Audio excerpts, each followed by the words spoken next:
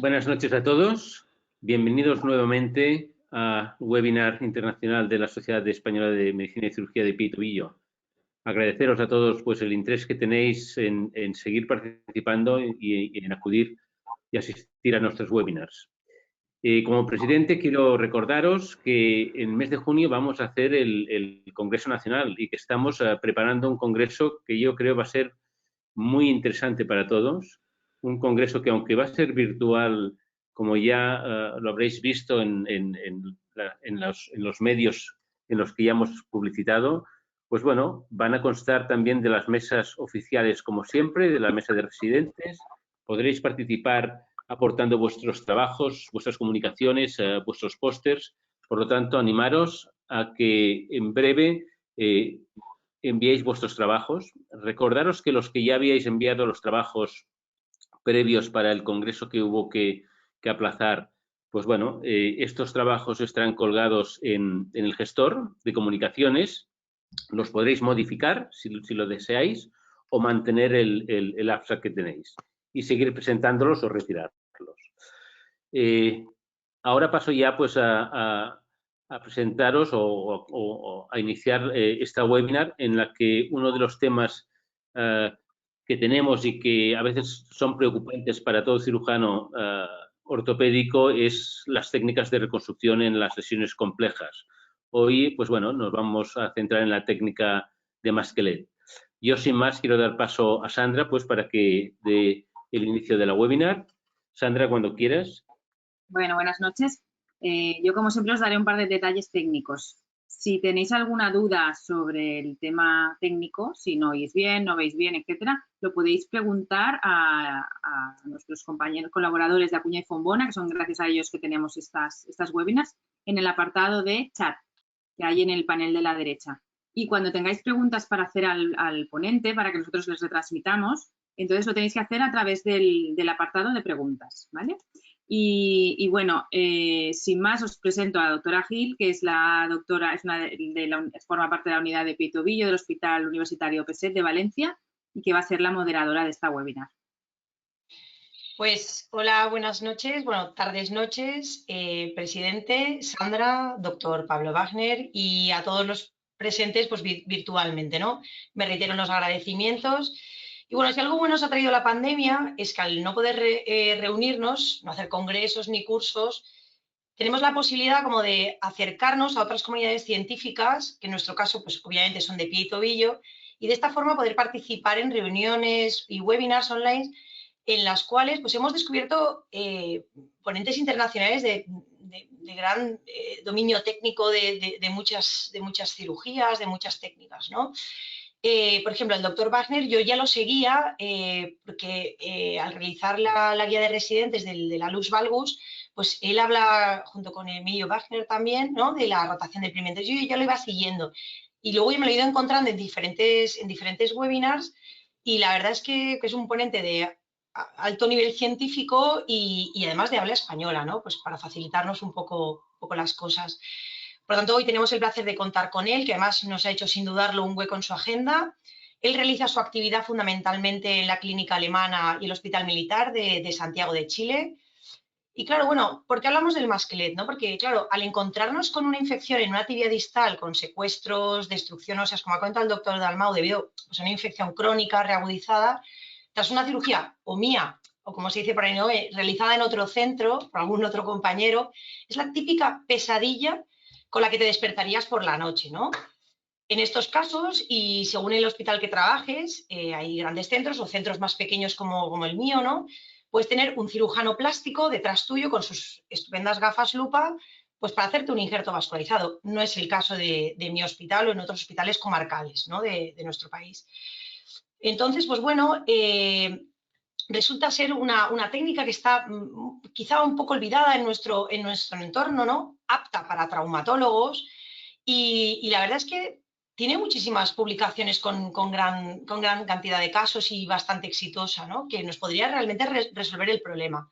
Además, no se necesita para esta técnica pues, un gran despliegue de medios como pues, las gafas, lupa, microscopio, 2 o 3 cirujanos plásticos y económicamente probablemente nos salga bien, ¿no? Podemos presentarlo a la dirección médica en nuestro hospital. Y esa técnica es el Masquelet, ¿no? Pues cuando quiera, doctor Wagner, haga magia y líbrenos de las pesadillas. Bueno, muchas gracias por esa presentación. Muchas gracias. No voy a hacer magia, voy a tratar nomás de comentarles lo que hago con cierta frecuencia aquí en Santiago de Chile. Aprovecho a agradecer la presentación de Eva, de Sandra y del doctor Dalmau, así que muchas gracias por esta invitación a toda la sociedad y a ustedes en específico. Comparto pantalla, entonces.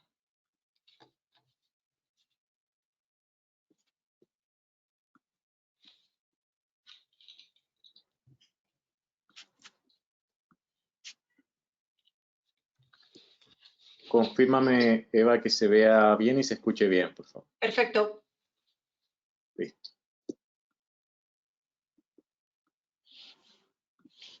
Entonces, vamos a comenzar.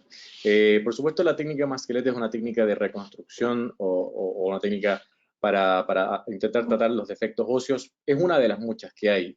Otras muy famosas y probablemente mucho más conocidas que el Masquelette es el transporte óseo, el peroné vascularizado, como bien decía Eva recién.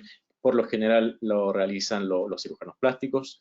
Y otras técnicas que no dejan de tener un valor importante es el acortamiento de una extremidad, ya sea progresivo o agudo, para solucionar un defecto óseo, y por supuesto la amputación, que en general tiene buenos resultados. ¿Cuál es la causa, la etiología más frecuente de estos defectos óseos?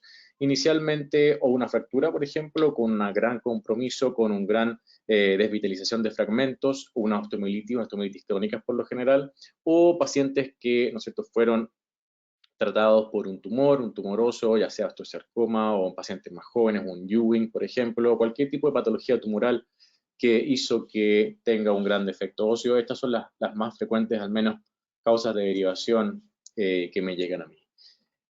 Voy a centrar la presentación en la osteomielitis y quiero centrar en un tópico que la verdad es que no es muy comentado, pero la osteomielitis ustedes deben considerarlo un tumor. ¿A qué me refiero con tumor? Que para poder proseguir en la cadena de tratamientos, deben estar seguros que antes de reconstruir ese hueso que tuvo la osteomielitis, deben confirmar la esterilidad ósea. Es decir, ustedes resecan el segmento óseo que está, ¿no es cierto?, con cualquier tipo de infección, puede o no puede tener algún tipo de necrosis o de secuestro, o lo que sea. Pero una vez que ustedes hayan resecado eso, deben confirmar en el hueso que permanece adentro del paciente, por decirlo así, la periferia, los bordes óseos que se quedan en el paciente, que estos sean realmente negativos para la infección. Es lo que, ¿no es cierto?, es el comúnmente conocido criterio tumoral, que deben haber bordes negativos para poder proseguir y estar tranquilos con ese paciente. Lo mismo vale para la osteomielitis crónica. Ninguna técnica reconstructiva se puede aplicar sobre un hueso que tiene los bordes positivos, ¿ya? En general, ya sea el Masquelette, un transporte óseo o cualquier otra técnica, va a fallar si es que aún tenemos bordes óseos positivos. La típica técnica que uno usa, o sea, que se puede utilizar, es, por ejemplo, el signo del hueso sangrante, que una vez que ustedes hayan resecado el hueso infectado, que el hueso vivo, el hueso vital, tenga, ¿no es cierto?, el signo de páprica, que, ¿no es cierto?, son los pequeños puntos de sangre en los bordes óseos. Pero la verdad es que eso no es confiable. Deben tener confirmación con cultivos óseos de que sus bordes óseos, sus extremos óseos están absolutamente estériles. Entonces vamos a centrarnos en la técnica del Masquelette. Esta técnica, ¿no es cierto?, fue popularizada, digámoslo así, por el doctor Masquelette ya hace casi más de 30 años incluso, y se basa en la formación de una membrana que se forma alrededor de cualquier cuerpo extraño que sea inerte. Esta membrana en general se considera que se forma entre las 4 y 6 semanas desde la cirugía, por supuesto, y se forma por lo general alrededor de un espaciador de cemento de polimetilmetacrilato, que es lo que habitualmente utilizamos en esta técnica. El doctor Masquelette describe que el máximo de efecto que él ha reconstruido con esta técnica es de 24 centímetros. Y aquí hay una imagen de uno de los papers que hablan de esta técnica, y quiero que intenten comprender. Es algo confusa la imagen, pero vamos a ir por parte. La zona verde central es un defecto óseo, ¿cierto?, que está rellena por un cemento de polimetilmetacrilato. Por supuesto, esto es un diagrama, no es real. La parte roja es la membrana que se forma luego de 1 a 2 meses de que este cuerpo inerte está en el cuerpo. Y la membrana tiene 3 capas, una capa celular y una capa intermedia, una capa intermedia colágena, que es simplemente una matriz, y una capa vascular muy ricamente vascularizada. Esas 3 capas son las que conforman la membrana de Masquelet. Y las diferentes células y factores de crecimiento que hay, citoquinas, son las que ustedes ven descritas allí, que principalmente son ya sea células óseas como los osteoblastos y citoquinas proinflamatorias y que son osteogénicas también, ¿no es cierto? Tenemos el BMP, el TGF, entre varias otras. Entonces, en esto se basa la técnica de Masquelet. Este espaciador, por supuesto que tiene la ventaja de que forma la membrana alrededor de este espaciador, pero también evita que se reabsorba el injerto o un eventual, estoy hablando de la membrana, el injerto que después vamos a posicionar en este espacio muerto, que es el defecto óseo. Además, este cemento que va a estar rellenando el espacio muerto evita que se colapse este espacio y que sea invadido por las partes blandas, músculo, etc. Y como ya les mencioné previamente, es una membrana que no es simplemente una capa fibrosa, sino que es una capa rica en citoquinas, factores de crecimiento, etc. Y esta es una imagen, no es mía, es una imagen de la literatura, donde se ve cómo alrededor de esta membrana, de este espaciador de cemento, que si ven mi puntero del mouse, se forma esta membrana que es bastante gruesa, que ¿no es cierto?, uno la abre cuando va a ir a retirar el espaciador de cemento. Ya voy a entrar en detalle de cómo es la técnica propiamente tal, pero desde el punto de vista de indicaciones tenemos que es hasta en general de 20 centímetros aproximadamente, pueden ser defectos diaficiarios o metafisiarios, requiere cobertura a partes blandas, por supuesto, esto no puede quedar expuesto, y como cualquier técnica requiere certificación de la esterilidad de los bordes óseos. Simplemente una diapositiva muy brevemente de los resultados publicados. En general tiene buenos resultados, tiene un 10% de recirugía, que es bastante tolerable respecto a las otras técnicas de reconstrucción, y por lo general se considera que entre un 80 o 90% de tasa de éxito está aceptada o reportada.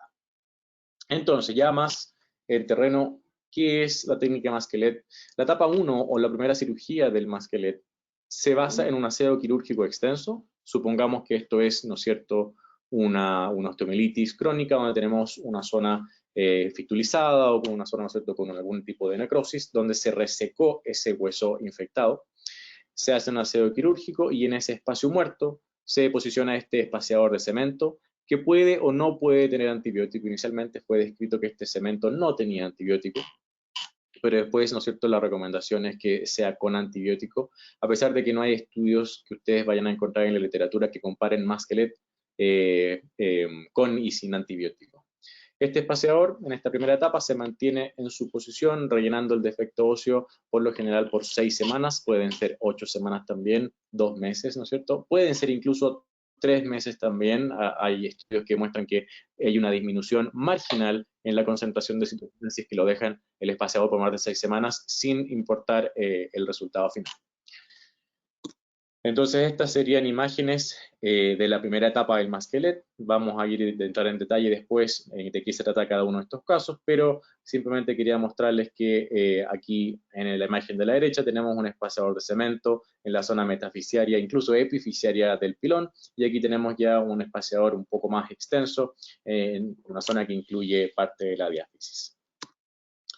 Estas son imágenes que hablan un poquito de la evolución, una fractura expuesta, donde se ve una gran conminución, donde después se rellena este espacio de la tibia con un espaciador de cemento y se estabiliza con un clavo.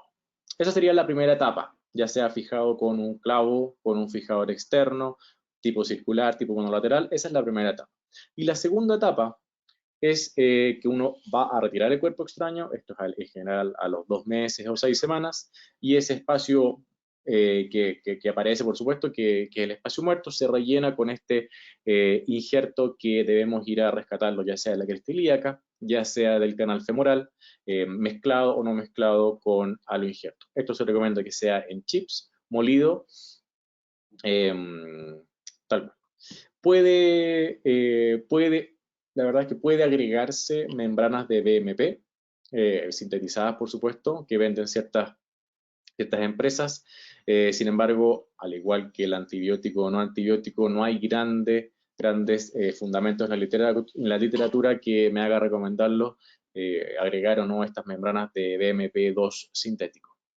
La gracia de la membrana de Masquelet es que evita que este injerto que uno pone totalmente libre en este espacio muerto, evita que este se reabsorba. Si uno pone injerto libre en la cavidad de la pierna, ¿no es cierto?, en un espacio muerto, este va a ser reabsorbido, ¿ya?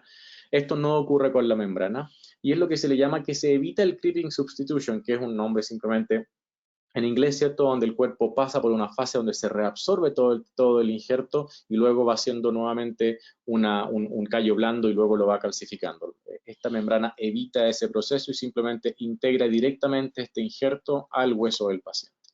Y algunos ejemplos de la etapa 2, aquí tenemos, ¿no es cierto?, una visión de una pierna distal, donde se ve el espacio muerto relleno por estos injertos, que me parece que se alcanza a ver bien ahí, injerto molido en chips, en pequeños cubos, mezclando auto y aloinjerto. Aquí tenemos imágenes, pero por supuesto estas son de la literatura, donde se ve exactamente lo mismo. Se ve más claramente, sí, especialmente en la imagen de arriba a la izquierda, la membrana que les mencionaba, que es la membrana de Masquelet, que forma este lecho donde va a ir a depositarse este injerto. Y aquí otra imagen, que esta es otra imagen propia.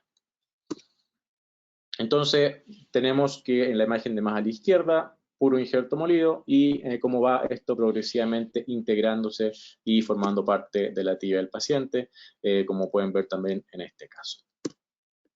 Este es el caso que les mencioné inicialmente, donde, se recuerdan, había un espaciador de cemento epifisiario o metáfiso epifisiario, y ven cómo luego de algunos meses, y este caso lo vamos a ver en detalle más adelante, esto va rellenando, al igual que en el caso de su derecha. ¿Cómo se puede fijar el Masquelet? Por supuesto con un fijador externo. Cuando elijo un fijador externo, cuando son defectos óseos periarticulares, es decir, cuando no tengo posibilidad de hacer una fijación en la diáfisis tibial o en la metáfisis tibial. Esto típicamente ocurre en defectos que están muy cerca de la superficie articular. Y cuando ocupo un fijador interno, y es en general lo que prefiero hacer por lejos, es cuando es un defecto metáfiso o diafisiario que alcanza a tener un segmento distal suficientemente grande para fijarme, ya sea con un clavo endomodular o con una placa. Pongo en negrita destacado nuevamente que para avanzar de la primera a la segunda fase debemos contar con cultivos negativos de los bordes óseos. ¿Ya? Y en cada nueva intervención que hagamos debemos repetir los cultivos. Y me ha pasado en muchas veces que los cultivos salen positivos y debe detenerse el proceso o el progreso de las etapas del Masquelet. Y en realidad esto es válido para cualquier reconstrucción, hasta obtener una esterilidad para poder proceder con la reconstrucción. O si no, se cae en las fallas de estas técnicas de reconstrucción, las fallas de los transportes, de las fallas del Masquelet. No es porque falle el concepto en sí de la reconstrucción, es porque seguía la osteomielitis viva en ese hueso. Alguna literatura respecto a cómo fijar el Masquelet puede ser, como les dije previamente, un fijador externo. El Lizarov es el más conocido, lejos el más estable respecto a los otros fijadores externos. Y desde el punto de vista de fijación interna, tenemos el clavo endomodular y la placa puente. Por lo general, la gracia que tiene el clavo endomodular respecto a la placa puente es que el clavo se puede recubrir en una capa antibiótica con cemento. Entonces se puede poner en una zona donde estuvo previamente una infección sin temor a que este pueda ser una osteosíntesis que vaya a participar de la infección futura. Aquí tenemos, ¿no es cierto?, un ejemplo que ya les mostré previamente, unas imágenes de un Masquelet fijado con un fijador externo, y quiero por favor que vayan a fijarse que en este caso elegí un fijador externo debido a la delgada, yo diría probablemente 1 centímetro, quizás un poco menos, de epífisis tibial que tenía indemne este paciente. Esto fue después de aseos y comprobar que esta superficie distal de la tibia estaba totalmente limpia y ausente de infección. Por supuesto que un fijador externo no es capaz, perdón, interno, ya sea placa o clavo, no es capaz de fijarse en un segmento tan pequeño. En estos casos ocupa un fijador externo. Y aquí una imagen en vivo de la misma radiografía de la izquierda. Y esta es una imagen de una fijación interna, donde ustedes pueden ver que la resección y el futuro masquelet ocupó más de la mitad de la tibia, incluyendo la zona de la tibia distal con su articulación, y de hecho aquí esto es una artrodesis de tobillo. Y como ven, esto fue hecho con un clavo endomodular sin fijador externo. Y finalmente un ejemplo con una placa. Esto es una placa que se posicionó en la segunda etapa del masquelet. Este paciente no estuvo con fijador externo durante el periodo donde se fue incorporando el injerto, sino que estuvo con estas placas que son placa de tibia distal medial, y tiene una placa además anterior que es tercio de tubo, además de una placa fibular. Entonces, postoperatorio, ya terminando con esta introducción, el tiempo de la carga total depende de cómo estén fijando su masquelet.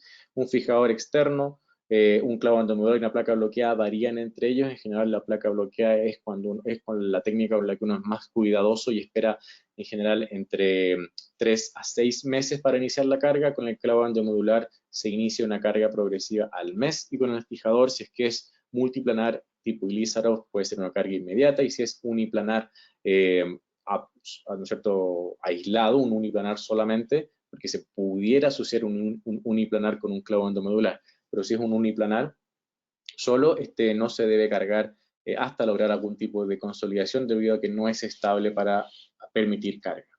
La tasa de éxito, como les dije previamente, es de cercano a un 80-90%, tienen una baja tasa de reoperaciones con una baja porcentaje de fractura del regenerado.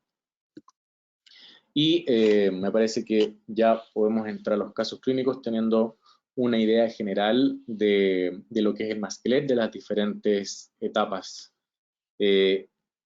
¿Continúo, Eva, o quieres, no sé si hay alguna inquietud o alguna pregunta, o sigo con los casos?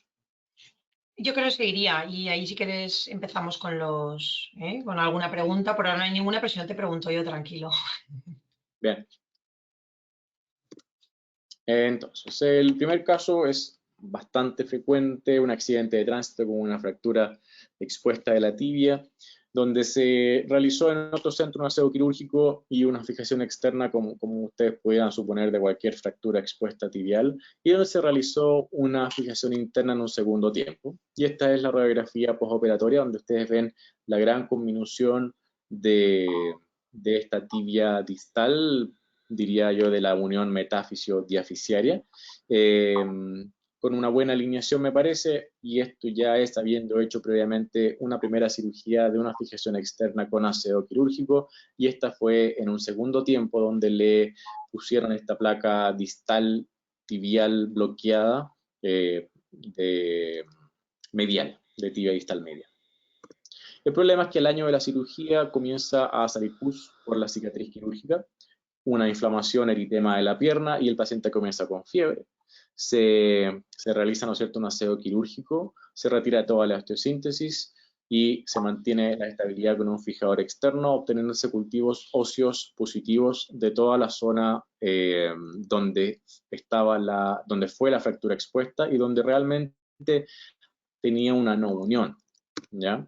Entonces esta es la imagen previa, y todos los cultivos salieron positivos a lo largo de la placa, es decir, de la zona metaficiaria distal hasta la zona diaficiaria más o menos del tercio medio, con una zona bien distal que estaba sana. Entonces aquí tenemos un caso de una osteomielitis, ¿cierto?, con cultivos óseos positivos, con el antecedente de una fractura expuesta de su tibia hace un año. Entonces quiero, si tienen ganas de contestar una pregunta para ver cuál sería su conducta, la primera alternativa es hacer un aseo quirúrgico y un tratamiento antibiótico endovenoso. Destacar que a este paciente, lo tienen ustedes al frente suyo, está sin osteosíntesis, ¿ya? Está hecho, ¿no es cierto?, la primera aproximación. La segunda opción es un aseo quirúrgico, una resección ósea y una preparación para un transporte óseo con un fijador externo. La tercera opción, ¿no es cierto?, puede ser con un espaciador de cemento tipo masquelet con un fijador externo. La cuarta opción es un fijador interno, o sea, por ejemplo, un clavo endomedular o una placa. Y la opción número 5 es el tratamiento antibiótico endovenoso más un fijador externo, pero sin ningún tipo de resección ósea o técnica tipo transporte, al menos por ahora. Si pudieran, ¿no es cierto?, subir la pregunta ahora Sí, para ya que está. puedan responderla. Igual tú no la ves, Pablo, pero en pantalla los asistentes sí que la pueden ver y están empezando a votar ya. Bien. En principio, Evidentemente, dime. si sigue con la presentación puesta, no podrá ver las respuestas. Entonces las iré cantando yo para que sepa lo que han votado. O si Bien. no, puede dejar de hacer la presentación y entonces verlo. No, no hay problema, sí. Aquí alcanzo a ver algo, así que ningún problema. Y obviamente esta es una presentación de Masquelet, por lo que no va a ser muy, muy sorpresivo que la opción que va a elegirse es que un Masquelet, pero es importante saber cuál sería la conducta de los presentes para saber un poco eso. Vale, pues los resultados están en pantalla ya y el 68% escoge la tercera opción, aseo quirúrgico más resección más espaciador de cemento con fijador externo. Después le sigue la última opción, aseo más tratamiento antibiótico endovenoso y fijador, y las Bien. otras opciones tienen entre un 5 y un 9%. O sea, la que gana de goleada es la tercera, la de espaciador de cemento. Ya, perfecto. Entonces,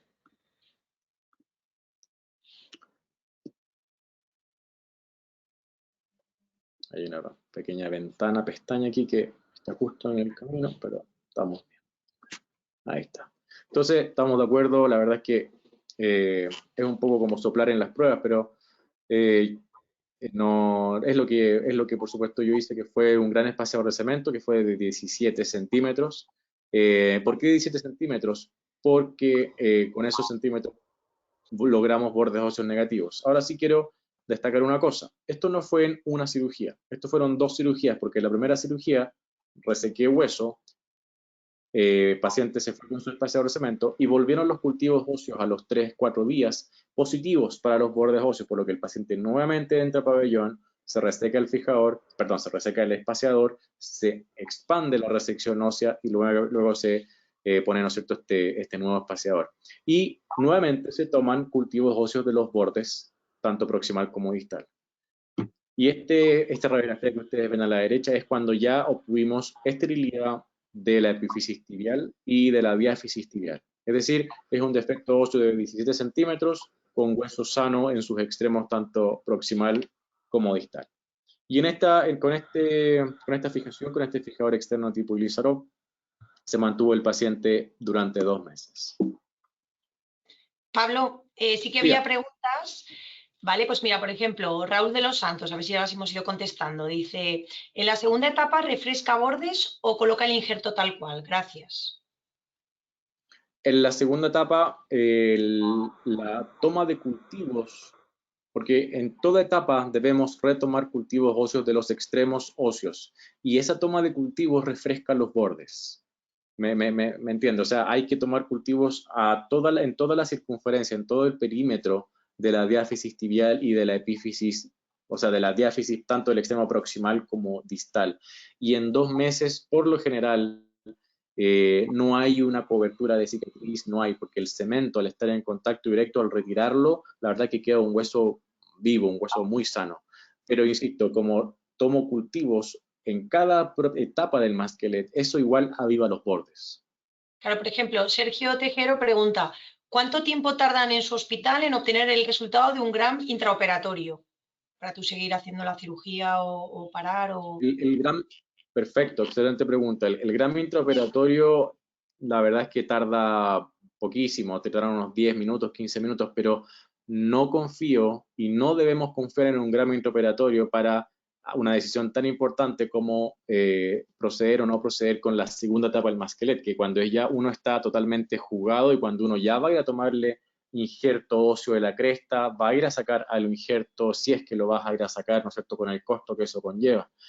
Si es que tiene que ser una decisión intraoperatoria, porque, por ejemplo, no hay más disponibilidad de pabellón por sobrecarga asistencial, lo que se puede hacer, y que esto es de la literatura protésica, es que se realiza un conteo de leucocitos en frescas congeladas, en muestras frescas congeladas, que deben, ¿no es cierto?, se saca una pequeña muestra de la zona, ¿no es cierto?, eventualmente infectada, y eso se estudia por campo, y es una técnica que tiene en anatomía patológica, y si es que cuentan más de 5 leucocitos por campo, eso implica que hay una infección subyacente. Sin embargo, ojalá no se realice, ya que los cultivos óseos son los que tienen el mejor rendimiento cuando, ¿no es cierto?, se les da el tiempo de crecimiento y de cultivo, que en general son mínimo 3 a 5 días.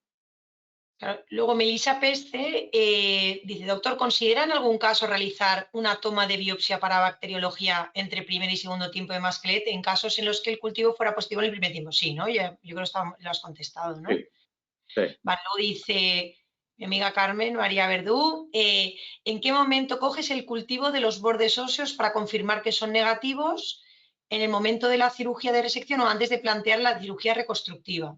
¿No? Pues Ambos, excelente pregunta. Una vez que está el masquelet con el cemento en su posición, es porque ya hubo una cirugía previa que confirmó que esos bordes óseos estaban estériles. Y luego eso se repite antes de la segunda etapa, en el fondo ustedes ya esperaron 2 meses, y lo que viene ahora es una cirugía de 10 minutos de toma de cultivos de los extremos óseos, ¿no es cierto?, que va a estar en el extremo proximal y el extremo distal del espaciador de cemento. Si esos salen negativos, ahí se procede con la segunda etapa del masquelet, que va a incluir, ¿cierto?, toma de injerto, toma de cresta ilíaca o la técnica de injerto que ustedes prefieran. Luego Juan José Sadir, es que hay un montón, Pablo, un montón de preguntas, vale.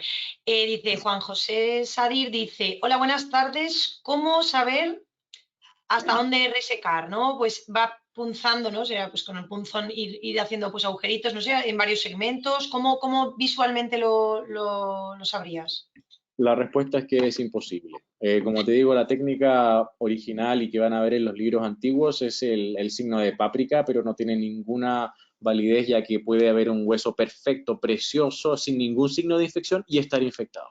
Entonces, confíen solamente en los cultivos óseos, y yo he llegado a operar a un paciente 5 veces, solamente porque los cultivos seguían saliendo positivos, y advirtiéndole al paciente que si es que aparecía un cultivo positivo, la resección ósea iba a tener que ser tan grande que íbamos a tener que proceder con la amputación.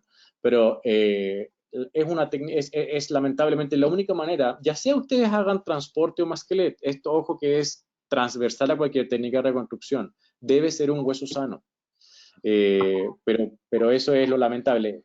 Si es que no hay osteosíntesis de por medio, una resonancia magnética puede ayudar algo, porque si es que no hay ningún signo de edema óseo o de algún tipo de signología en la resonancia que apunte a que está infectado, igual deben de tomar cultivos. Entonces, esta es la parte más demorosa de la técnica de reconstrucción, no de masquelet, de cualquier técnica, incluyendo el transporte, ya que deben confirmar que sus bordes óseos que se quedan con el paciente están limpios. Si no está limpio y el hueso está infectado, esas bacterias van a proliferar. No importa si es que el paciente está con antibióticos endovenosos, van a proliferar, y finalmente va a tener una fístula o una osteomielitis crónica al año, a los 5 años de la técnica original. Claro. Luego, por ejemplo, Martín Montenegro pregunta, ¿la resección ósea cómo la realiza? ¿Con sierra o algún otro tipo? No sé, los vasculares lo hacen con sierra de Jiggly, yo qué sé, no sé. ¿Con qué lo hace? Sí, no, la verdad es con sierra oscilante, simplemente evitar que haya una necrosis, debe ser lentamente realizada, intermitente, con enfriamiento mediante suero fisiológico, pero en general se considera que la sierra oscilante con cuidado produce menos termonecrosis que la sierra Jiggly. Luego, por ejemplo, Miranda Ninapaitán pregunta, ¿los bordes deben ser cubiertos con cemento? O sea, ¿sobrepasas con cemento un poquito o hasta cuántos centímetros debes cubrir o lo dejas menos? No sé, ¿cómo lo haces?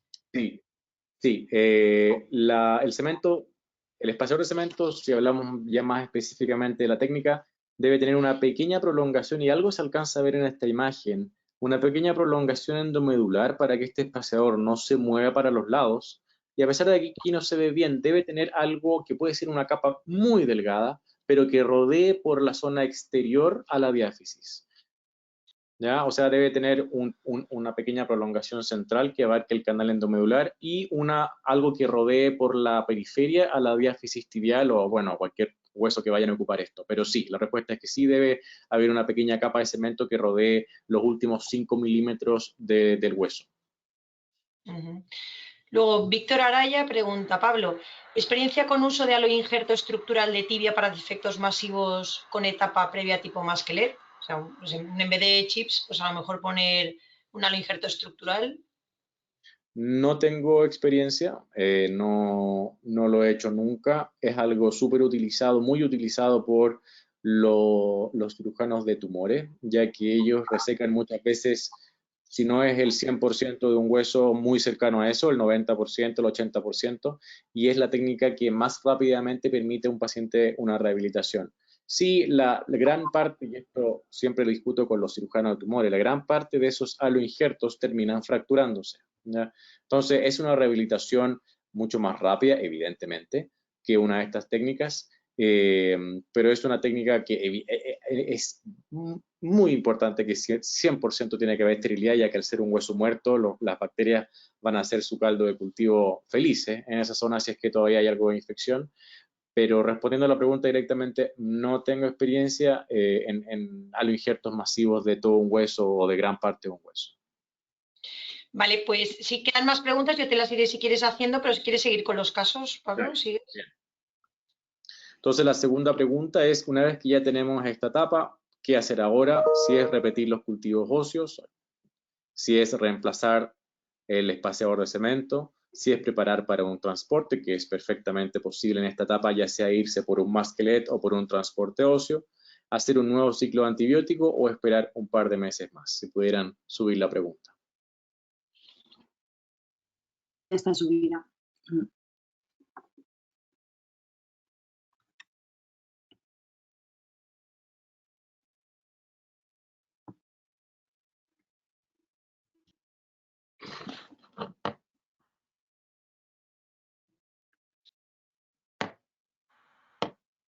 Normalmente paramos el sondeo cuando se llega al 60% así de la asistencia que haya votado.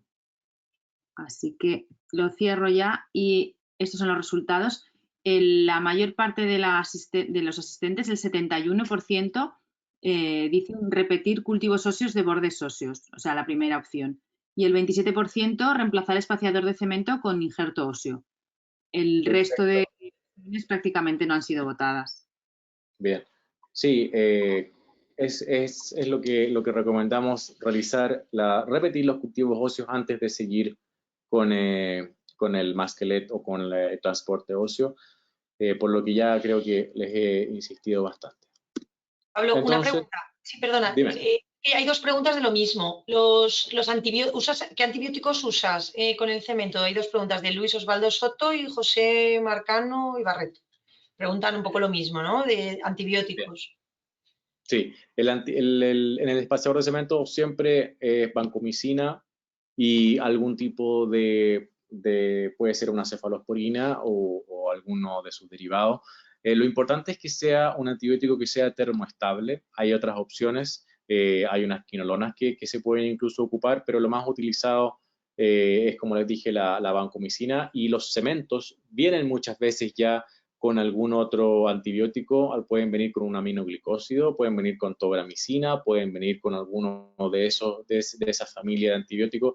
Lo más frecuente para mí es que en el hospital hay antibióticos que vienen ya con tobramicina, por lo que les agrego simplemente vancomicina. Y por unidad o por sobre, que por lo general es de 40 gramos, cada sobre de polimetilmetacrilato, se agregan 2 a 4 gramos de vancomicina. Pablo, y una pregunta, perdona Eva que te pise. Antes de la toma de cultivo, ¿retiras el antibiótico y con cuánta antelación? Nos pregunta la doctora Carmen Verdú. Verdad, eso es muy buen punto que no lo había tocado previamente. El antibiótico endovenoso en general se mantiene por 2 semanas luego de la primera aseo, que eso lo dejo en manos de los especialistas infectólogos. y luego de las 2 semanas están con antibióticos orales y están en su casa. Y luego de eso son 2 semanas mínimo de esperar hasta que podamos entrar a la nueva cirugía para toma de cultivo. Perfecto. Va todo tuyo. Entonces, siguiendo con la presentación, me parece que esto ya lo hemos repetido, que los cultivos óseos son vitales. No sacamos nada con hacer una técnica de reconstrucción, cualquiera sea, si tenemos extremos óseos con infección. Ahora que ya tenemos los cultivos, ¿no es cierto? Los cultivos salieron negativos. ¿Qué vamos a hacer ahora? Y esta ya es una pregunta, la verdad que un poco más evidente, así que esto hagámoslo un poco más rápido nomás, Eva. Es hacer un espaciador de cemento, un transporte, ciclo de antibióticos o esperar o irse por la cirugía plástica con un peroné vascularizado.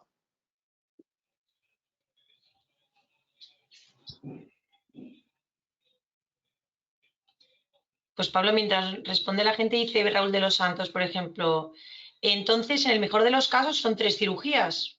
Cemento más cultivos 2, cultivos 3 y autoinjerto, ¿no? O sea, Claro, ¿no? o sea, el injerto va junto con la otra cirugía, pero es correcto. En general son 3 a 4 cirugías para hacer para tener un paciente ya que se va a poder ir para la casa sin, ¿no es cierto?, o con un bajo riesgo de falla. Sí. Sí. Entonces, Ya he cerrado el sondeo y el 92% de la audiencia opta por la primera opción, reemplazar el espaciador de cemento con injerto óseo. Y solamente un 1% preparar para transporte. bien, que también es una opción perfecta. Insisto que esa etapa, y yo mismo lo he hecho, que esa etapa donde tenemos el espaciador de cemento, eso también sirve para la esterilidad del ambiente, y no solamente ósea, sino también de todas las partes blandas, por lo que una vez que ustedes retiran ese espaciador, es también un momento perfecto si ustedes, ¿no es cierto?, están más familiarizados con la técnica de transporte, ¿ya?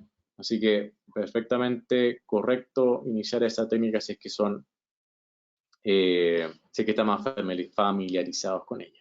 Esta es una evolución de ese mismo paciente que ustedes ven como cada 2 meses yo voy tomando radiografía y como de la primera radiografía esto va progresando hacia que lentamente se va formando una continuidad ósea.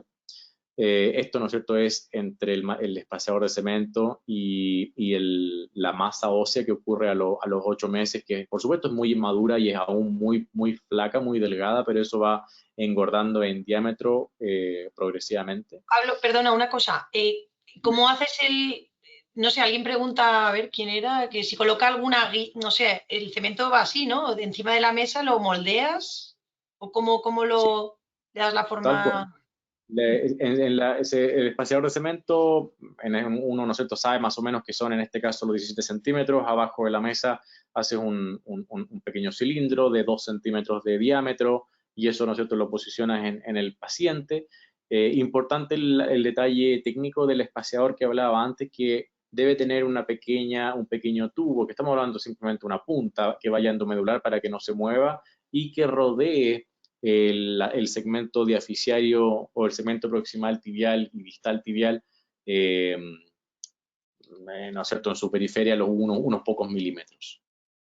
Pero sí, puede fuera de la mesa, o sea, eso no tiene ningún detalle técnico. ¿No? Esos tips, esos truquitos, ¿no? Es hacer lo que entre intramedular y luego también sobrepasarlo, como comentaba otra compañera. Eso. Vale. Y para las partes blandas, también preguntaba José Marcano, ¿pones algún tipo de sistema VAC? ¿Qué cuidados tienes para cuando haces cada cierre, cada apertura, cada cierre? ¿Qué cuidado tienes con esas partes blandas? Porque vienen de fracturas antiguas, fístulas. Sí, a ver, si es que voy a mostrarles el otro caso, que es un caso bastante más extremo que este, pero era un caso que tenía un defecto de partes blandas. Opto entre 2 cosas. Uno, una cobertura, un cierre primario sobre el espaciador que lo requiere un cierre primario. Si es que, como en muchas partes, no sé, probablemente, la verdad es que no sé cómo será en los diferentes ciudades en España, pero al menos en Chile no es frecuente tener un cirujano plástico en todo hospital, de ninguna manera. Entonces, cuando hay un defecto óseo un defecto de partes blandas que no es cerrable en forma primaria, lo que realmente les recomiendo es hacer un acortamiento agudo de 2 centímetros, 3 centímetros, para lograr cerrar esas partes blandas, que eso es mucho más importante para lograr el cierre primario, para nosotros tener una buena vascularidad y para tener un éxito en la reconstrucción. Después, y les voy a mostrar el caso ahora, avancemos, les voy a mostrar que después se alargará el paciente esos pocos centímetros si le molesta, o si es que es un transporte óseo, después se compensa, ¿no es cierto?, con el mismo alargamiento del transporte óseo, y en el caso del masquelet, eso no pueden alargarlo, por supuesto, ese paciente queda con esos pocos centímetros más cortos, pero yo soy muy de que si es que el paciente, perdón, el médico o el tratante no tiene posibilidad de una cobertura primaria y no tiene posibilidad de un colgajo por plástica, debe lograr el cierre y eso lograrlo con acortamiento agudo de unos pocos centímetros, 1 o 2 centímetros. Con 1 o 2 centímetros ya se logra un gran relajo de las partes blandas y por lo general cierran totalmente bien. No me ha pasado que me quede abierta una pierna y la verdad es que no se recomienda tampoco. Y respecto al back, ocupamos unos back que pueden ser incisionales, que la verdad es que no son ni siquiera marca back, son sistemas de aspiración totalmente artesanales porque no tenemos, en ciertos hospitales no tenemos acceso a eso cuando son un poco más caros. Entonces tenemos a este paciente con 17 centímetros de falta que ya está en proceso de consolidación de su masquelet y lleva 10 meses. ¿Qué conducta hacer? Entonces mantener el fijador hasta lograr una mayor masa, un mayor diámetro, o reemplazar el fijador cuando, ¿no es cierto?, tenga corticales, o reemplazarlo por placas, o reemplazarlo por un clavo, o reemplazarlo, perdón, retirar el fijador y aportar injerto para aumentarle la masa ósea a este masquelet. Pues mientras contesta la gente, ¿no? Jorge Bernardos pregunta que qué pasa con tanto tiempo que tienen el fijador puesto, si se infectan los pines, ¿qué sueles hacer, Pablo? Totalmente. El riesgo de los fijadores externos, y aunque este fijador externo es un fijador estático, por lo que el riesgo de infección es mucho menor que en un fijador tipo transporte óseo que está constantemente traccionando e inflamando las partes blandas. Pero en este igual puede ocurrir, y en ese caso, en general, cuando son infecciones superficiales, antibióticos endovenosos, orales y aseo de los pins o de los chans o de las agujas o del sistema de fijación que ocupen.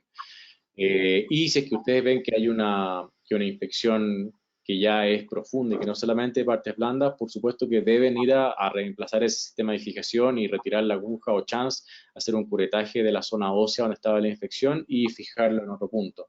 La verdad es que no me ha pasado con estos fijadores tener infecciones profundas, con los fijadores estáticos de masquelet, sinceramente. Pero puede llegar a pasar, por supuesto. Vale, he cerrado ya el sondeo. Y los resultados son que el 45% de los asistentes que han votado optan por la primera opción, mantener el fijador hasta lograr masa ósea sólida. Después, a continuación, con un 21% optan por la tercera opción, retirar fijador y reemplazo por placas. Y a continuación, un 17% la segunda opción, retirar fijador con corticales presentes. Ninguna de estas opciones, sinceramente, ninguna de estas opciones está equivocada o correcta. Yo, en general, soy lo más acelerado posible en retirar el fijador externo, por las complicaciones que tiene, y muchas veces no por las complicaciones, sino por las molestias que le produce al paciente. Y por eso es que yo, en general, lo que hago es retirar el fijador apenas tenga una masa ósea y lo reemplazo por una fijación interna, como ustedes ven en este caso, que se ve el hueso masquelet, como queramos llamarle, y con dos placas puente de fijación, tanto una por medial como una por anterolateral, que estas son placas de tibia distal. Y vemos que después, ¿no es cierto? Ojo que quiero repetir una cosa. El tiempo que este paciente estuvo con un fijador externo fueron 10 meses. Cualquier transporte óseo para un espacio muerto o para un defecto óseo de 17 centímetros son al menos 2 años, ¿ya? Al menos, y probablemente más. Entonces, para mí esa es una de las grandes ventajas de esta técnica, que yo retiro el fijador externo y lo puedo reemplazar por placas, por clavos, por lo que ustedes prefieran. Y se mejora la calidad de vida del paciente, bajamos la frecuencia de consulta a la clínica, hospital, policlínico, donde sea, y la verdad es que los pacientes están bastante tranquilos y contentos. Bueno, y esto es finalmente a los 2 años que le saqué, como ustedes pueden ver ahí, las placas y ven cómo este regenerado de Masquelet se ve de un hueso sano, aumentó en diámetro, incluso si ustedes son gentiles conmigo, ya puede adivinarse un canal endomedular. Pablo, y por ejemplo, hay varias preguntas de lo mismo, ¿no? ¿Qué porcentaje de autoinjerto y de otras cosas que ponemos de por ahí, del injerto, de, yo qué sé, de hidroxiapatita, no sé, lo que vas encontrando por ahí, porque al final es tan grande el defecto? Correcto. En general no alcanza puro autoinjerto, no es suficiente por mucho que le saquen la pelvis entera, y por lo general mezclo con aloinjerto, con chips de aloinjerto. La recomendación del doctor Masquelet es no pasarse de un 30% de aloinjerto, pero sinceramente yo he llegado a 50 y 50 cuando son defectos muy grandes. Hay estos pacientes que son masivos sus defectos, no hay que mezclarlo, y 50 y 50 la verdad es que ha tenido excelentes resultados igual. Vale, con 50-50, vale, vale, vale. Pues seguimos si quieres con el caso. Bien. Este es un paciente que tuvo un balazo, ustedes ven ahí que tiene toda la tibia distal conminuta. Este en el fondo es una fractura expuesta de pilón tibial por una bala. 3 centímetros de la tibia distal conminutos, y creo que se alcanza a adivinar el orificio de la bala. Y los riesgos de estas zonas distales de tibia, de la zona metáfisio diaficiaria de tibia, no solamente es una mala unión, por supuesto, que quede en bar o en valgo, qué sé yo, sino que es una zona muy frecuente de no unión. Es la típica zona donde los pilones no pegan, que es la unión metáfisio diaficiaria, además del riesgo propio de cualquier fractura expuesta y de alta energía, que es la infección, la necrosis ósea, etc. Este es un caso que es agudo, no es derivado a mí, por lo que esta es la imagen inicial con la que llega el paciente. Entonces, ¿qué harían ustedes? Como opción 1, aseo quirúrgico y reducción interna, reducción externa, fijación externa con un injerto, fijación externa con cemento, o aseo y subyeso. Vale, Pablo, pues Eva, si quieres. Sí. Ah, las has leído. No, era por preguntarle si alguna vez había utilizado el RIA para sacar autoinjerto, ¿no? Fresar, Sí. aunque sea, pues... Sí, ¿no? totalmente. Hay que tener cuidado porque pacientes con osteomielitis crónicas que llevan 2 años o 3 años con uso de bastones y con uso de algún tipo de descarga, su fémur ipsilateral es muy débil y las corticales son muy delgadas. Ya me pasó que le hice RIA a un paciente en el fémur del mismo lado, y tuve 2 problemas. Primero, me salió muy poco hueso, y segundo, atravesé la cortical del fémur. Por lo mismo, porque en el fondo estaba muy debilitado ese fémur. Entonces, si van a ocupar RIA, que sea del otro lado, y el problema de que va a quedar cojo el paciente con dolor en ambas extremidades, por lo que, bueno, ahí hay un problema. Y lo otro, que tengan mucho cuidado de que se ocupan el mismo lado, la misma extremidad, que en general es lo que yo prefiero para que tengan una extremidad totalmente sana, buena y sin dolor.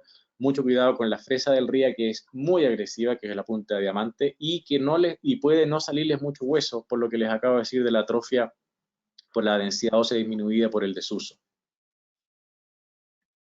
Vale, pues he cerrado el sondeo ya y los resultados son que el 61% de los que han votado optan por la segunda opción, aseo quirúrgico y fijación externa. La segunda opción más votada es la cuarta, aseo quirúrgico y fijación externa más espaciador de cemento. Y después ya las otras, muy pocos votos. Perfecto. El aseo quirúrgico más la fijación externa fue lo que hicimos, pero hicimos lo que ustedes pueden suponer, que además de eso le pusimos un pequeño espaciador de cemento. Ustedes pueden ver ahí que es más o menos 3 centímetros lo perdido de tibia distal, y a la fractura de pilón le pusimos tornillos canulados a la superficie articular para lograr, ¿no es cierto?, consolidar esas fracturas articulares. Haber hecho solamente un aseo quirúrgico más una fijación externa está perfecto. Sin embargo, la pregunta iba un poquito más dirigida a qué harían después. O sea, ya tienen la fijación externa, tienen el aseo quirúrgico, perdieron varios centímetros de hueso tibial, y un poco esto es como adelantarse una etapa, es saber que tenemos pérdida ósea, sabemos que tenemos un ambiente con gran pérdida de energía, con probable necrosis ósea y con una eventual y muy probable complicación futura, ya sea de no unión o de mal unión, ¿no es cierto?, o de infección. Este es el fijador externo que le pusimos a esta paciente, es un fijador en delta híbrido, que ustedes ven que tiene un anillo distal en el pie, un anillo nu, esto es de la marca, bueno, da lo mismo la marca, pero ese es Smith & Nephew, y lo de arriba es un fijador de otra marca, que es Johnson & Johnson, que en el fondo los unimos para lograr mayor estabilidad en el pie. Un fijador tipo delta, para un fijador que va a estar un largo tiempo, la verdad es que no logra buena estabilidad ya que se va aflojando. Pablo, Carmen me pregunta también si todas estas cirugías sin isquemia, ¿no? Correcto. Sin vale. isquemia. Entonces aquí están las mismas imágenes del paciente con, ¿no es cierto?, su fijador. Entonces en este caso el masqueleto lo elegí no porque tenga un paciente con una osteomielitis, sino porque es un paciente que yo sé que puede llegar a tener grandes complicaciones, ya sea por su defecto óseo o por su infección eventual, ¿no es cierto?, por el balazo y la fractura expuesta, o, ¿no es cierto?, por la eventual necrosis y posterior no unión. Y la pregunta es, a las 2 semanas, la pregunta que viene es, si a las 2 semanas retirarían el cemento, aportan injerto y mantienen el fijador externo, que, ¿no es cierto?, es, la verdad, algo muy válido que se puede hacer. Punto 2 es hacer ya más un masquelet formal, que a los 2 meses retirar el cemento, aportar injerto, etcétera, etcétera, ya sea con fijación interna, con fijación externa, que es la opción número 3. La opción 4 es mantener el cemento, retirar el fijador externo y, ¿no es cierto?, reemplazarlo por este tipo de fijación. Y finalmente, la última opción, la opción 5, que a las 2 semanas realizar un acortamiento agudo, recambiar el fijador externo por uno que tolera alargamiento para, ¿no es cierto?, lograr esta compensación del acortamiento agudo que realizamos. Vale, ya iniciamos el sondeo. Mientras tanto, Pablo, ¿es fácil quitar ese cemento? Como, no sé, como las mismas intramedular, ¿te resulta fácil o es difícil? Es muy fácil, Eva, es muy fácil. Pues por supuesto que tiene un fijador externo ese pie, o una placa, o lo que sea que hayas puesto en esa primera etapa, pero una vez que aflojas parcialmente la fijación, el cemento sale con la mano. No requiere fracturarlo ni nada, sinceramente.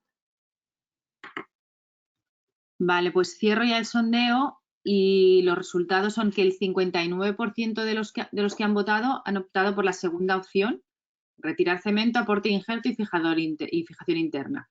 El 25% optan por la opción 3, que sería con fijación externa, y el 14% optan por la primera opción, por la de a las 2 semanas retirar cemento, aportar injerto y mantener el fijador externo.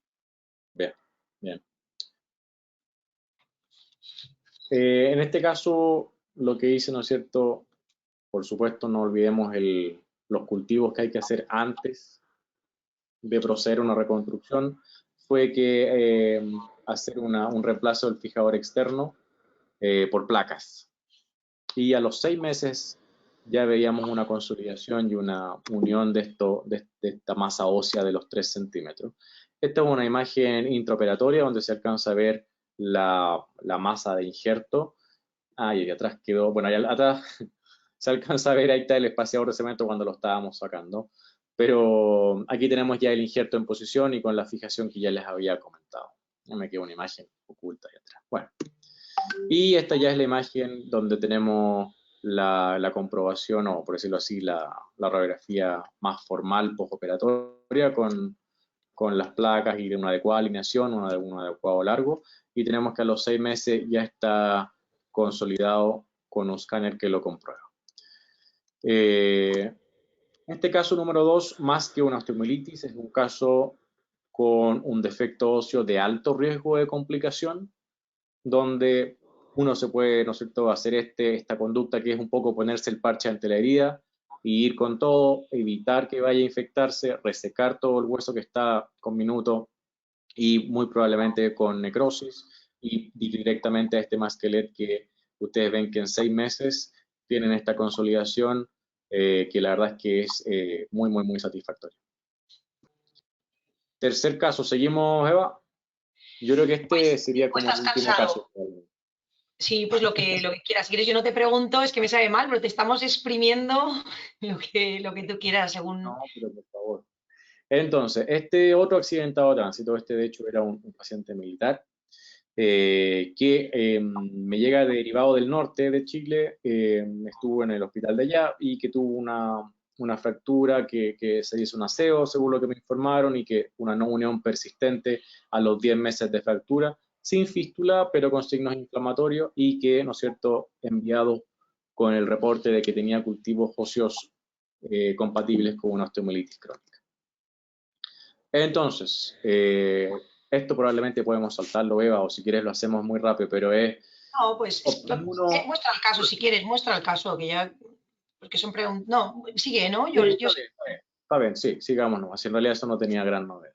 Entonces, como conducta fue un retiro, resección ósea en bloque y una fijación externa. En este caso, la verdad es que se inició, como les comenté, un transporte óseo desde otro centro, siendo totalmente correcto, insisto, iniciar un transporte óseo en un paciente así, ya que se realizó una resección ósea en bloque, se realizó el aseo, la comprobación de hueso sano, se preparó para la corticotomía, se tomaron múltiples injertos, y esto yo lo sé porque me llegaron los reportes del hospital, por lo que se hizo, la verdad es que todo bien. Y el problema es que a mí me llega así, ¿no es cierto? Y como les dije antes, la razón de la derivación es que el paciente llegó con este transporte óseo ya, ¿no es cierto?, iniciándose, digámoslo así, pero que los cultivos óseos habían salido positivos del segmento a transportar. En el fondo de este segmento habían salido fragmentos óseos positivos. Y si es que ustedes retroceden a la radiografía inicial, es donde había placa, ¿no es cierto?, endomedular, ¿no es cierto?, que es esta zona más proximal. Ahí se alcanza a ver un orificio de algún fijador externo inicial que probablemente fue utilizado en una primera etapa. Entonces, en el fondo, este paciente tenía una osteomielitis crónica de la zona más distal, pero que inicialmente, ¿no es cierto?, le realizaron todas las etapas correctamente, pero que una vez que comenzaron a hacer el transporte óseo, y muy perfectamente hecho, nuevamente tomaron cultivos óseos y ahí salieron positivos para el segmento a transportar. Y aquí, ¿no es cierto?, está el problema, que si juntamos todos los segmentos que estaban positivos, que era la zona distal y la zona del segmento transportado, eran 24 centímetros de largo total de la zona de la tibia, que el paciente se iba a quedar totalmente desprovisto. Y ahí es cuando viene la conversa con el paciente, y es decirle si es que realmente quiere embarcarse en un tratamiento para reconstruir 24 centímetros o vamos a ir directamente a la amputación. Y les adelanto de inmediato que yo les dije al paciente que probablemente la amputación era la solución más rápida y probablemente la con resultados más confiables para él. Pues sigue. ¿Perdón? Que yo estaba intrigada por eso. Bueno, he pasado el sí. pero si queréis esperamos nada, 20 segundos. Veamos qué dicen. La primera alternativa... ¿Qué decidió? ¿No? Y al final lo decidió el paciente que no quería, porque los pacientes nadie quiere amputarse.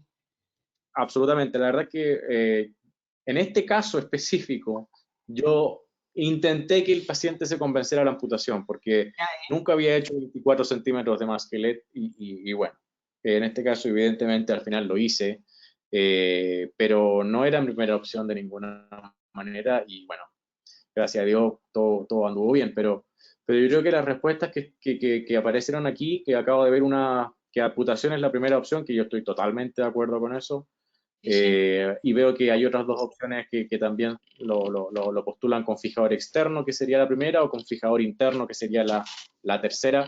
Me parece que está muy, muy, muy bien. Pero bueno, como ya adivinaron, pacientes, no sé cómo son los pacientes, cómo son los pacientes en España, pero al menos en Chile son muy reacios a aceptar amputaciones. A pesar de que uno les comenta a los pacientes lo bien que andan pacientes con prótesis, pero bueno, sigamos nomás. El paciente, ¿no es cierto?, como les dije, acepta el riesgo y realizamos un masquelet con un clavo endomedular. Como ya les dije, habían 24 centímetros de pérdida ósea y con un defecto que no lograba cerrar la pierna. ¿Y qué fue lo que hice? Bueno, este es un caso extremo, acuérdense de eso, no es que esto lo haga frecuentemente, pero bueno, acorté 7 centímetros la extremidad. Y con eso logré cerrar el gigantesco orificio que tenía un hoyo el paciente en la pierna para las partes blandas. Y, ¿no es cierto?, realicé el masquelet con un espaciador de cemento y un clavo endomedular. ¿Por qué el clavo endomedular? Porque, por supuesto, el paciente llevaba, sinceramente no me acuerdo cuánto, pero era mucho tiempo con su fijador externo estaba totalmente aburrido y con infecciones de los chans de este transporte que se había intentado iniciar. Pero ustedes pueden ver en esas imágenes que hay un clavo endomedular que se alcanza a adivinar que tiene una cubierta de cemento en un segmento, y que tiene luego en la imagen de la derecha un cierre primario, un cierre completo de toda su vida. Y eso es gracias al acortamiento que hicimos. ¿Y por qué en este caso fue un clavo endomedular?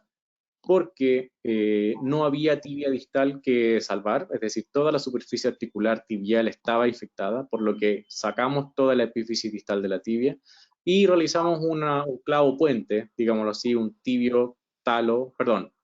calcáneo talo y una fijación proximal de la tibia. Este es un clavo tibial anterógrado que simplemente lo invertimos y nosotros lo introdujimos en forma, bueno, evidentemente invertida de distal hacia proximal. Y alrededor del clavo, a pesar de que el clavo ya tiene una cobertura con antibiótico y cemento, que eso lo hacemos con unas mangueras, puede ser una manguera de tubo pleural, que ustedes rellenan la manguera de tubo pleural con cemento fresco, no fraguado, y luego de eso introducen el clavo endomedular dentro de este tubo y esperan a que este cemento se frague y luego abren la manguera del tubo pleural y terminan con un clavo totalmente rodeado en cemento. Pero además de eso, ¿no es cierto?, va su espaciador de cemento, que en este caso, como era tan grande y tenía que rodear este clavo, es un cemento que uno lo va moldeando a mano, que es como una masa de algún tipo de kuchen, ¿no es cierto?, que se va moldeando a mano y se va rodeando el clavo en todo su segmento del espacio muerto. Esta es una pierna que ustedes la ven un poco amorfa y eso es debido a que la acorté 7 centímetros más larga y ustedes pueden ver que este segmento tibial proximal, aquí está la tuberosidad anterior de la tibia y aquí está unos pocos centímetros bajo la TAT, bajo la tuberosidad anterior. Y aquí, ¿no es cierto?, ya esto es toda la diáfisis que está totalmente acortada, por eso se ve como medio acortada esta extremidad. Y estos son simplemente imágenes anteroposteriores de la etapa 1 del masquelet con el espaciador de cemento. Y la segunda etapa, como siempre, ¿no es cierto? Bueno, la primera etapa tiene que ir con comprobación de los bordes óseos negativos y la segunda etapa procedemos al relleno con injerto, para que vamos a ver eso si ya lo vimos. Y la verdad es que en contra de lo que yo mismo pensaba que esto iba a fallar, empezó a aparecer una superficie ósea alrededor del clavo endomedular. Este es un nuevo clavo. Para la segunda etapa del masquelet, el clavo se retira y se pone un nuevo clavo rodeado nuevamente de una capa de antibiótico. Y este clavo es el que uno lo rodea y lo baña en injerto. Aquí por adentro va el clavo endomedular. Bueno, y ustedes ven que a los 8 meses ya se logra ver una delgada capa ósea que rodea el clavo y que hay una fusión entre el talo y la tibia proximal. Hay algo que es notable, de que este paciente en ese momento estaba caminando con una bota de marcha, sí, con una bota que le llamamos bota walker, estaba trabajando, ¿no es cierto?, sin ninguna medicación, con la pierna más corta, sin duda, nunca más vio un fijador externo, y ustedes pueden imaginarse que un paciente que lleva un año con infecciones de fijador externo está muy feliz y le importa poco o nada, que estuvo a punto de perder su pierna, tener la pierna unos centímetros más corta. Estos son los pacientes más agradecidos, que llevan regalitos y que llevan cosas después a cuando te vayan a ver. Y este paciente 2 años después de la cirugía, ustedes ven cómo empieza a engrosarse la capa ósea alrededor del clavo endomedular. Y es bastante impresionante como uno, la verdad es que sin hacer nada, el cuerpo mismo empieza a engrosar esta esta cortical. Y seguimos teniendo el problema de que, por supuesto, está a 7 centímetros más corta esta pierna que la otra. Entonces, esto ya es 3 años después de la cirugía, donde tenemos que tener la pierna, la extremidad más corta, como ya les mencioné. Y me pregunta el paciente si es que hay alguna posibilidad de arreglar su pierna, ya se ponen más exquisitos y ya se dan cuenta que ya tienen su pierna y ya quieren alargarse la pierna. Y esta ya es la última pregunta, yo creo que aquí ya lo terminamos, Eva. ¿Qué harían ustedes con este paciente? Opción 1, no alargar, mantenerlo con bota y que se vaya feliz a su casa. Alargar la tibia, acortar la otra pierna, que no es tan mala opción. Alargar lo agudo más acortamiento y o retirar la osteosíntesis simplemente y de alta. Pues ya están votando. Es complicado, ¿eh? Porque yo, después de un paciente de estos, no sé, necesito descansar mentalmente. Oh, Sí, oh, sí, la verdad. yo Sí, es le muy cansado. oh, es agotador. Sí. No sé si es el resultado, pero Bien, el 49% prácticamente deciden no alargar, mantener la bota para compensar la Claro. y el 33% me parece muy prudente. Me parece sí, muy prudente. unifocal de la tibia el 33%. Y luego ya muy poco porcentaje opinan, escogen las otras 3 opciones. O sea que querían descansar la mayoría de los... Sí, creo que es muy sabio, sinceramente, pero bueno, como le tengo harto cariño a un paciente y hay que hacer locura, le hice un alargamiento con un clavo endomedular motorizado, que es un clavo precise, con el cual le alargaré sus centímetros faltantes. Ven a la derecha como ya tiene su consolidación muy avanzada. Y no es cierto, aquí ya es con su sin el fondo, sin su clavo endomedular y con la pierna ya del largo correcto. Y ahora te pedirá una prótesis de tobillo. Claro. Pero espérate un poco, si es totalmente cierto, fue lo último que me dijo, pero ahí sí que lo mandé al testeo. No. Es que además es un cirujano facilón. No, ya no más, ya es suficiente. Pero bueno, así termina este caso. Así que creo que es un caso extremo que yo mismo estuve en contra de hacer esto, así que por supuesto no es algo que yo vaya a recomendar, pero son los límites y los extremos de lo que el masclet puede llegar a hacer. La verdad es que es bastante notable cómo el cuerpo responde y la gracia es que uno no hace nada más que darle el ambiente correcto a esa pierna, proveerle de esta membrana con un hueso limpio, un hueso sano y después mantener un hueso estable, que no es cierto, puede ser ya sea con un clavo, con un fijador externo. Yo prefiero, como ya dije, fijadores internos, ya que no me gustan en absoluto los fijadores externos, ya sea por las complicaciones como por las frecuentes consultas y la verdad es que hay poca posibilidad con la sobrecarga asistencial que hay en un hospital, ver a estos pacientes tantas veces con problemas, qué complicaciones, que se le infecta un chance, que una aguja, que se suelta, etcétera. Entonces, alivia la asistencia, alivia las consultas, disminuye los dolores, las tasas de reconsulta y los resultados no son peores, definitivamente no son peores que un transporte óseo. No voy a decir que son mejores porque no lo son totalmente comparables, pero me parece que es mucho más llevadero tanto para nosotros como equipo de salud como para el paciente. Bueno, pues Sandra, conectamos y nos...